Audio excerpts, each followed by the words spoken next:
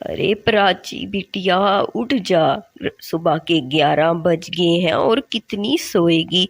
उठ जा मेरी बच्ची, 11 बज गए, उठ जा। हाँ माँ, उठ गई हूँ। अभी तो 11 बजे हैं और आपने मुझे उठा दिया। माँ, सर्दी हो गई है, इतने मज़े का हीटर चल रहा है, मेरा तो बिस्तर से निकलने का दिल ही नहीं कर रहा। अच्छा चलिए, मैं जाती हूँ किचन में, भाभी की मदद करती हूँ। अरे आ गई मेरी प्यारी ननद जी, आँख खुल गई आपकी। फिक्र मत कीजिए, मैंने सारा नाश्ता खुद ही बना लिया है। ओह थैंक यू भाभी, आपने सारा नाश्ता बना लिया। मेरा तो कोई काम करने का दिल ही नहीं करता है। गैस चूल्हा है, सब है, लेकिन दिल ही नहीं करता कोई काम करने का। ये तो है शहरों की ज़िंदगी, जहाँ हीटर, सर्दी के लिए गर्म कमरे, अच्छे खाने, गैस चूल्हे सब थे, लेकिन लोग वहाँ फिर भी इतने आलसी हैं। अरे क्या हुआ मेरी प्यारी ननद जी, ऐसे क्यों उदास हैं आप? भाभी उदास नहीं हूँ, मैं बोर हो रही हूँ। भाभी, वीकेंड आ रहा है, आप भैया को किसी तरह मनाइए ना और हम आउटिंग के लिए चलते हैं। भाभी, मैंने पहाड़ों की सैर कभी नहीं की, भैया को मनाइए, पहाड़ों पर चलते हैं। हाँ, पहाड़ों की सैर तो मैंने भी कभी नहीं की। चलो अच्छा, तुम्हारे भैया को आने दो, मैं उन्हें मनाती हूँ। कुछ ही देर में मालिनी का पति आ जाता है। फिर मालिनी और प्राची दोनों मिलकर उसको मक्खन लगाना शुरू करती हैं। अरे सुधीर जी, आप आ गए। मैं आपके लिए गर्मा गर्म चाय बना के लाऊं, साथ में आप पकोड़े खाएंगे या समोसे? बताइए, मैं जल्दी से गरम गरम लाती हूँ। अरे नहीं नहीं भैया, वो आपको गुलाब जामुन बहुत पसंद है ना, मैं आपके लिए गुलाब जामुन बना के लाती हूँ। बस अभी 5 मिनट में बना के लाती हूँ भैया, अभी आई। माँ, आपको लग रहा है दाल में कुछ जरूर काला है। अरे क्या सुधीर जी, हम तो बस चाहते हैं कि आप हमें पहाड़ों की सैर के लिए ले जाए। वीकेंड आ रहा है ना, चलिए ना, पूरा घर मिलकर चलते हैं सैर के लिए। अरे चलिए ना, कितना टाइम हो गया है, हम कहीं घूमने नहीं गए। वीकेंड आ रहा है तो मैंने और प्राची ने सोचा कहीं आउटिंग के लिए चलते हैं। चलिए आइए, बहुत अच्छा मौसम है, विंटर स्टार्ट है, हम सब सैर के लिए चलते हैं। अरे नहीं नहीं बच्चों, तुम सब जाओ, हमारी बूढ़ी हड्डियों में कहाँ ताकत है कि हम पहाड़ चढ़ सकें। तुम लोग जाके हो आओ, पहाड़ों की सैर कर आओ। जाओ, वीकेंड आ रहा है, कहीं से घूम फिर आओ। इस तरह मालिनी और प्राची सुधीर को मना लेती हैं कि पहाड़ों की सैर के लिए चले। फिर सारा परिवार मिलकर पहाड़ों की सैर के लिए जाते हैं। वो लोग पहली बार यहाँ आए थे, इसलिए उन्हें यहाँ के हालात नहीं पता थे। बर्फ पड़ती देखकर वो लोग खुश तो बहुत हुए, गरम गरम भुट्टे खाए, सेल्फीज बनाई, लेकिन उन्हें नहीं पता था कि पहाड़ों की जिंदगी कैसी होती है। ये जानने के लिए कि पहाड़ों की जिंदगी कैसी होती है, आइए एक पहाड़ी फैमिली को देखते हैं। माँ, बाबूजी, मैं ज़रा सुपरमार्केट से होकर आती हूँ, आप लोगों ने कुछ मंगवाना है तो बता दीजिए। बार बार पहाड़ों से ऊपर नीचे जाने में बहुत मसला होता है, एक ही बार जाके सारी चीज़ें लेकर आती हूँ। अरे हाँ बिटिया, थोड़े मसाले ख़त्म हो गए हैं, जा जा के एक ही बार मार्केट से ले आ। मैं जानती हूँ मेरी बच्ची दिन भर पहाड़ चढ़ती है तो उसे मुश्किल होती है, जा एक ही बार हो आ जाके। हाँ माँ, थक तो जाती हूँ, पर क्या करूँ, पहाड़ों में यहाँ रहना इतना आसान नहीं है। बार बार ऊपर नीचे जाना पड़ता है, यहाँ कोई दुकानें भी नहीं है। यहाँ की दुकानें तो बहुत दूर हैं, इसलिए पहाड़ियों से बार बार ऊपर नीचे जाना पड़ता है। अच्छा चलिए, मैं होकर आती हूँ। ये है सोना और उसका परिवार। सोना का घर पहाड़ों पर था, इसलिए उसे पहाड़ों से बार बार ऊपर नीचे उतरने के लिए आना पड़ता और अपने घर की ज़रूरत की चीज़ें लेनी पड़ती। और इस बार सोना जब नीचे कुछ चीज़ें सुपरमार्केट से लेने के लिए आती है तो यहाँ प्राची, मालिनी, सुधीर, उनके साथ उनकी बेटी, सब परेशान खड़े थे। फिर वो सोना से कुछ बात करते हैं। अरे सुनिए, यहाँ रात होने वाली है, हमें कोई होटल नहीं मिल रहा, हम बहुत परेशान हैं, आप हमारी मदद कर देंगी? अरे वो दरअसल आज वीकेंड है ना, तो यहाँ बहुत ज़्यादा टूरिस्ट आते हैं, रश लगी रहती, इसलिए आपको होटल नहीं मिला। मैं कुछ और तो नहीं कर सकती, लेकिन आइए, मेरा पहाड़ों पर घर है, मैं आपको वहीं ले चलती हूँ। मालिनी और उसका परिवार फिर सोना के साथ उसके घर जाते हैं। पहाड़ों पर चढ़कर उन्हें बहुत मुश्किल होती है, लेकिन सोना के लिए मुश्किल नहीं था क्योंकि वो तो यहीं रहती थी। माँ, बाबूजी, ये लोग शहर से आए हैं। आज वीकेंड है तो हर जगह होटल बुक हो चुके हैं, इन्हें कहीं रहने की जगह नहीं मिल रही थी। मैं इन्हें अपने घर ले आई हूँ बाबूजी। अंकल आंटी, हमारे साथ छोटी सी बच्ची है, हम इतनी रात को इसे लेकर कहाँ जाएंगे? हम बाहर रोड पर भी गाड़ी में नहीं रह सकते। प्लीज़ हमें एक दिन के लिए बस अपने घर पे रहने दीजिए प्लीज़।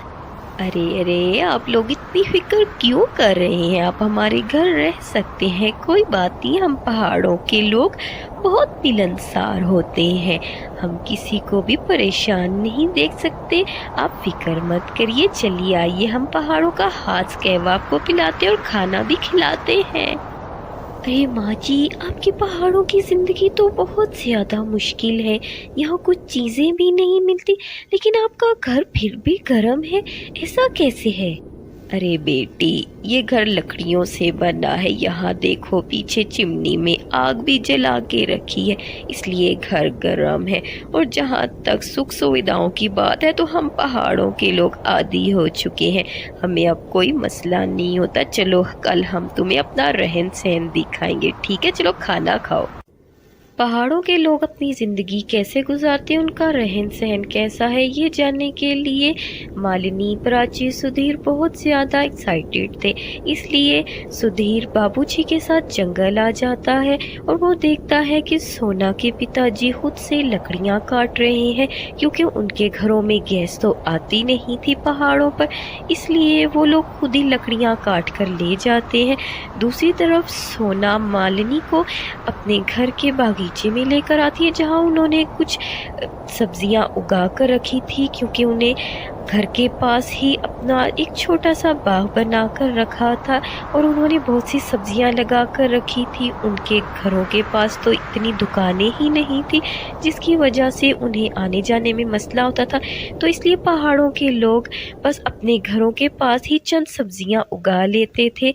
इधर सोना की माँ जी मालिनी की बेटी को बताती है कि हम लोग घर को गर्म करने के लिए इस तरह चिमनी में लकड़ियां जला देते हैं, फिर हमारा घर गर्म रहता है। कुछ ही देर में सब इकट्ठे बैठ जाते हैं। सोना सबके साथ लकड़ियों पर बैठकर खाना बनाती है। अरे आप लोग तो इतनी मेहनत करके खाना लकड़ियों पर बनाते हैं और हमारे घरों में देखिए गैस है, लेकिन हम फिर भी कितनी ज़्यादा आलस करते हैं। अरे हाँ प्राची, यही तो फ़र्क है पहाड़ी और शहरी लोगों में। पहाड़ों पर रहने वाले लोगों के पास हर सुख सुविधा है, उनके पास इतनी फैसिलिटीज़ है, लेकिन वो लोग फिर भी आलसी हैं। लेकिन हम लोगों को देखो, हम लकड़ियाँ काटते हैं, सब्जियाँ भी खुद ही उगाते हैं, और छोटी सी छोटी चीज़ के लिए हमें इतने दूर पहाड़ों पर ऊपर नीचे बार बार जाना पड़ता है, लेकिन फिर भी हम लोग तंग नहीं पड़ते। हम लकड़ियों पर खाना बनाते हैं, अच्छे से सब रहन सहन होता है, घर भी हमारा गर्म है, हमारे घरों में रूम हीटर नहीं है, लेकिन फिर भी हम सब इस तरह से अपनी ज़िंदगी गुजार रहे हैं और खुश रहते हैं। आप लोगों के पास तो बहुत ज़्यादा फैसिलिटीज़ हैं। कुछ ही देर में सोना सबके लिए खाना लकड़ियों पर बनाती है, फिर शहरी परिवार और पहाड़ों पर रहने वाला परिवार सब मिलकर खाना खाते, हंसी खुशी बात करते हैं। फिर थोड़ी ही देर में शहरी परिवार उनसे विदा लेता है और अब शहरी परिवार को अपनी शहर की कदर आती है कि उनके शहर में कितना सुकून, कितनी फैसिलिटीज़ हैं, लेकिन फिर भी वो लोग इतनी आलस उनको नहीं करनी चाहिए। सोना, माँ, बाबूजी, आप लोगों का बहुत बहुत शुक्रिया। आपने हमें एक दिन अपने घर रहने दिया और हम ये जान सके कि शहरी और पहाड़ी ज़िंदगी में कितना फ़र्क है।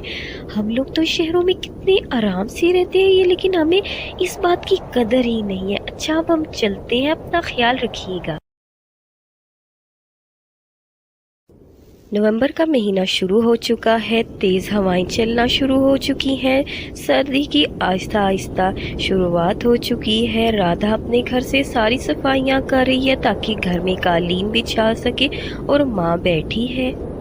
अरे राधा बिटिया, कोई काम मुझे भी करने दिया कर, सारे काम अकेली करती है। मेरी बच्ची थक जाएगी। अब सर्दियों के लिए कालीन बिछानी है, पूरे घर की सफाई तू अकेले कर रही है। मुझे भी कोई काम करने दिया कर। मेरी प्यारी माँ, मैं हूँ ना घर में, आप क्यों काम करेंगी? जवान बेटी है तो बूढ़ी माँ से काम करवाएगी क्या? मैं हूँ ना आपका और पिताजी का ख्याल रखने के लिए। आप बस आराम से बैठिए। सर्दी तेज होती जा रही है, देखिए घर में कितनी ठंडी हवाएं आ रही हैं। फर्श भी ठंडा है, मैं कालीन भी बिछा देती हूँ और फिर पर्दा भी लगा दूंगी खिड़की और दरवाजे में। राधा घर की सफाइयां करने के बाद एक पुरानी सी कालीन बिछा देती है ताकि फर्श की कुछ ठंडक से बचा जा सके। माँ चलिए, कालीन तो बिछ गई। अब माँ मैं बाद में पर्दा लगा दूंगी खिड़की और दरवाजे में। पहले ऐसा करती हूँ, खाना पका लेती हूँ, क्योंकि पिताजी आने वाले होंगे और उन्हें भूख लगी होगी। ठीक है माँ? राधा फिर घर के अंदर ही चूल्हे पर खाना बना रही थी। बहुत ज्यादा तेज हवाएं चल रही थी। फिर उसके पिताजी थोड़ी देर में खांसते खांसते आते हैं। अरे पिताजी, क्या हुआ? आपकी तबीयत तो ठीक है, खांस रहे हैं और आपको सर्दी भी बहुत लग रही है। क्या हुआ पिताजी? आइए बैठिए। अरे मेरी बच्ची, बहुत ज्यादा ठंड लग रही है, बूढ़ा शरीर है ना, अब एक बनियान में गुजारा नहीं होता। तू मेरे कपड़े गरम निकाल के उनको हवा लगवा दे, कल से गरम कपड़े पहन के जाऊंगा, बहुत ज्यादा सर्दी लग रही है। ठीक है पिताजी, आप बैठिए, थोड़ी देर गर्म कमरे में बैठिए, आपको अच्छा लगेगा। मैं पर्दा भी लगा दूंगी खिड़की और दरवाजे में, फिर ठंड नहीं आएगी और मैं आपके कपड़े भी निकाल दूंगी। आप बैठिए। राधा फिर खाना बनाती है और अपने बूढ़े माँ बाप को देती है। राधा अपने माँ बाप का बहुत ज़्यादा ख्याल रखती थी और उनको किसी भी चीज़ की परेशानी नहीं होने देती थी। राधा बिटिया, खाना खा के जरा पर्दे लगा दे खिड़की और दरवाजे में, बहुत ठंडी हवाएं आ रही हैं। हमारा बूढ़ा शरीर हो गया है, अब हमसे सर्दी बर्दाश्त नहीं होती है। तो नवंबर ही, लेकिन हमें बहुत सर्दी लग रही है। खाना खाने के बाद राधा खिड़की और दरवाजे में पर्दा लगा देती है। ये तो है राधा जो अपने माता पिता का बहुत ख्याल रखती है, मगर दूसरी तरफ एक है नताशा, जो राधा के बगल वाले घर में रहती थी, जो बहुत ही घमंडी किस्म की लड़की थी। अमीरी का बहुत ज्यादा रोब झाड़ती थी और किसी काम को हाथ न लगाती। उसकी माँ ही उसके लिए नाश्ता बनाती, उसे जगाती, सारे काम माँ ही देखती थी। ओहो मम्मी, अभी तो 11 बजे थे, आपने मुझे जगा दिया। चलिए अच्छा, मेरे लिए एक अच्छा सा नाश्ता बना दीजिए, मैं जल्दी से फ्रेश होकर आती हूँ। मम्मा अच्छा सा नाश्ता बनाइए। नताशा का हर रोज का यही था, वो सुबह 11 बजे ही सोकर उठती थी। अरे कुशलिया जी, आपकी लाडली बेटी उठ गई। चलिए अच्छा, मेरे लिए तो पराठे बना दीजिए और अपनी लाडली बेटी के लिए कुछ सैंडविच। अरे हाँ हाँ, आपकी बेटी उठ गई है, लेकिन मुझे बहुत बुरा लगता है। उसकी ब्याने की उम्र हो गई है, लेकिन अभी तक उसे घर की जिम्मेदारियों का पता ही नहीं है। हमारी बेटी का क्या होगा? नताशा को घर के कोई काम नहीं आते थे, जिसकी वजह से उसकी माँ बहुत ज़्यादा चिंता करती थी। फिर उसकी माँ नाश्ता बनाकर टेबल पर ले आती है तो, मम्मी मेरा नाश्ता तो हो गया, मुझे कुछ पैसे दे दीजिए, मैंने कुछ गर्म कपड़े लेने और अपने कमरे के लिए नई रज़ाई, नए कंबल लेने हैं, मुझे पैसे दे दीजिए। अरे बेटी, तुम्हारे पास इतने गर्म कपड़े तो हैं, तुमने पिछले साल भी नए कंबल रज़ाई लिए थे, फिर नए क्यों लेने हैं तुमने? ओहो मम्मी, मैं कोई गरीब थोड़ी ना हूँ जो हर साल पुराने पिछले साल के कपड़े पहनूंगी और नए कंबल और रजाई लेते हुए हिचकिचाऊंगी। मम्मी हमारे पास बहुत पैसा है, आप ऐसा करिए, मेरे जो पिछले साल के कपड़े हैं ना, वो हमारे बगल में रहती है ना राधा, उसको और उसकी फैमिली को दे दीजिए, मैं तो नए ही लूंगी। ये तो थी नताशा, लेकिन दूसरी तरफ देखिए राधा। राधा ने पुराने बक्से में से ही कुछ पुराने कपड़े निकालकर उन्हें हवा लगवाने के लिए रख देती है। साथ में अपने घर में खिड़की दरवाजे में पर्दे लगा कर रखती है और अपने पिताजी को ठंड ना लगे इसलिए उनके पास कुछ लकड़ियां जलाकर रख देती है ताकि कमरा गर्म रहे और पिताजी को ठंड भी ना लगे। वो अपने माता पिता का बहुत ख्याल रखती थी। अरे मेरी बच्ची, ये तूने बहुत अच्छा किया जो दरवाजे और खिड़की में पर्दे लगा दिए। अब ठंडी हवाएं अंदर नहीं आ रही और ये जो लकड़ियां तूने जलाई है ना, इससे कमरे में कितनी अच्छी गर्माहट हो रही है। बेटी तू बहुत अच्छी है, ऊपर वाला तेरे जैसी बेटी हर किसी को दे। शाबाश बच्ची। राधा फिर अपने गर्म कपड़ों को निकालकर अपने घर के बाहर ही तार पर लटका देती है ताकि उनको हवा लग जाए। इतनी देर में वहां से नताशा भी आती है। ओ राधा, तुम फिर से वही कर रही हो, पुराने कपड़ों को बस बाहर हवा में लटका रही हो ताकि इन्हीं को हवा लगे और हर साल की तरह तुम पुराने कपड़े पहनो। वैसे मेरे कपड़े पड़े हैं पुराने, लोगी तुम वो? नहीं नताशा जी, आपके पुराने कपड़े आप अपने पास रखिए, हमें उनकी ज़रूरत नहीं है। हमारे पास जो कपड़े हैं हमें वही अच्छे लगते हैं, और पुराने हैं तो फिर क्या हुआ, हम इज़्ज़त के साथ अपनी पुरानी चीज़ भी पहन लें, हमें वही अच्छी लगती है। हमें आपके कपड़ों की ज़रूरत नहीं है। हमारे पास जब पैसे होंगे हम नए भी ले लेंगे, लेकिन फ़िलहाल हमें इन कपड़ों को पहनने में कोई मसला नहीं, क्योंकि यही हमारी इज़्ज़त है। राधा का ऐसा जवाब सुनकर नताशा फिर वहाँ से मुंह बनाकर चली जाती है। फिर वो एक बड़े से मॉल में जाती है और वहाँ से जाकर अच्छी अच्छी रज़ाइयाँ, कंबल और नए कपड़े, नया रूम हीटर, अपने लिए बहुत से गर्म कपड़े लेती है। वो हर साल यूं ही करती थी, हर साल नई चीज़ें ले लेती और पुरानी चीज़ों को फेंक देती थी। उसे पैसों का बहुत ज़्यादा घमंड था। लेकिन दूसरी तरफ राधा थी जो अपने माता पिता का बहुत ख्याल रखती थी। वो पुराने कपड़ों को ही अपने माता पिता को हवा लगवा कर दे देती है, जिससे अब उनको अच्छा लगता है। माँ, पिताजी, अब आपको अच्छा लग रहा है ना गर्म स्वेटर पहनकर? अब तो नहीं आप लोगों को ठंड लग रही? ना ना मेरी बच्ची, तूने घर में पर्दे लगा दिए हैं, हमें हर वक्त लकड़ियां जला कर दे देती है, हमें स्वेटर पहना दी है। लेकिन मेरी बच्ची, हमें तो सर्दी नहीं लग रही है, अब तू भी स्वेटर पहन लिया कर। देखना कितनी ठंड है मेरी बच्ची, तुझे भी तो सर्दी लगती होगी, हमें अब कोई सर्दी नहीं लग रही। तू मेरी बहुत ज्यादा प्यारी बच्ची है।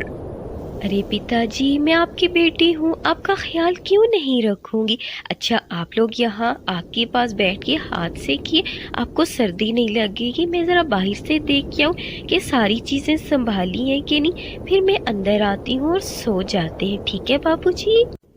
हल्का हल्का कोहरा पड़ना भी शुरू हो गया था, तेज हवाएं चल रही थी। नताशा देर रात घर आने की वजह से ठंड लग गई थी और बाहर ही बेहोश हो गई थी। राधा जब ये सब देखती है तो उसे घर ले आती है, क्योंकि नताशा की फैमिली घर पर नहीं थी, इसलिए नताशा को वो अपने घर ले आती है, जहाँ वो नताशा के लिए चाय बनाती है, काढ़ा बनाती है। नताशा का बहुत ज़्यादा पूरा घर ही ख्याल रखता है।